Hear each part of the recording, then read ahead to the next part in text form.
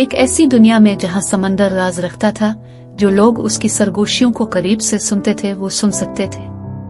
आर्या और काई हमेशा समंदर और उसकी मखलूकात से मुतवज्जे रहे थे और उसके असरार से पर्दा उठाना चाहते थे।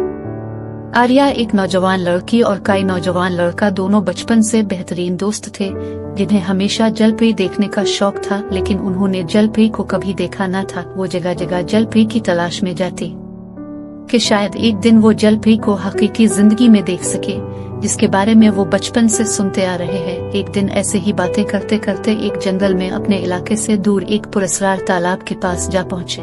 जब वो तालाब के किनारे के करीब पहुँचे तो उन्होंने देखा कि एक खूबसूरत नौजवान जलपरी तालाब में मौजूद है, जो कि तालाब से बाहर नहीं आ पा रही है। जलपरी को देखकर दोनों बहुत खुश हुए। उनकी बचपन की ख्वाहिश जो पूरी हो चुकी थी, लेकिन जलपरी मुसीबत में थी। जलपरी ने खुद को लोना के तौर पर मुतारिफ कराया। लोना पकड़ी गई, जिसने उन पर इंकिशाफ किया कि बदनाम जमाना राकर ने इसे कैद किया था, जिसने अपनी जादुई आवाज को बहरी जहाजों और समंदर को तबाह करने के लिए इस्तेमाल करने की कोशिश की। राइकर के सिया जादू ने लोना को तालाब में फंसा दिया था, जिससे वो फरार नहीं हो पा रही थी। आर्या और काई को एहसास हुआ कि उन्हें लोना और समंदर को राकर की नापाक साजिश से बचाने के लिए वक्त के खिलाफ दौड़ना पड़ेगा। जैसे ही उन्होंने एक मंसूबा बनाना शुरू किया, उन्हें पता चला कि राकर ने उनके लिए एक जाल बिछा दिया है और वो समंदरी मखलूक कछुआ, मगरमच्छ, डॉल्फिन, मछलियों, सांप से गिरे हुए थे। सारी समंदरी मखलूक उसके जादू के असर में थी। आर्या और काई उनकी मदद के लिए कुछ कर ना पा रहे थे।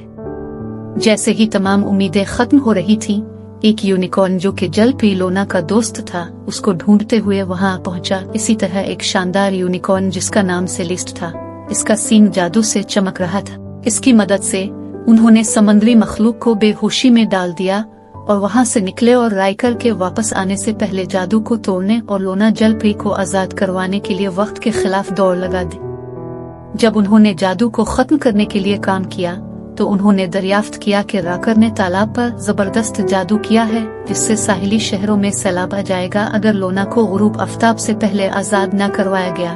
घड़ी की टुक टुक के साथ आर्या, काई और सेलेस्ट ने जादू को तोड़ने के लिए अपनी तमाम तर सलाहियतों और ताकत का इस्तेमाल किया। सेलेस्ट ने काई और आर्या पर अपने जादुई सिंग की मदद से जादू किया ताकि वो समंदर में तैर सके और सांस ले सके।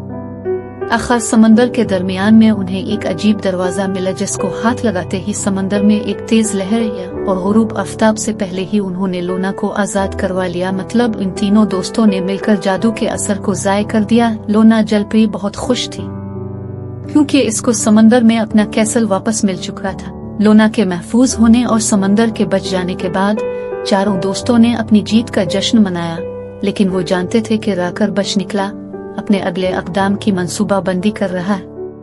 उन्होंने चूक न रहने और समंदर और उसकी मखलूकात को उसकी बुरी गिरफ्त से बचाने का अहद किया।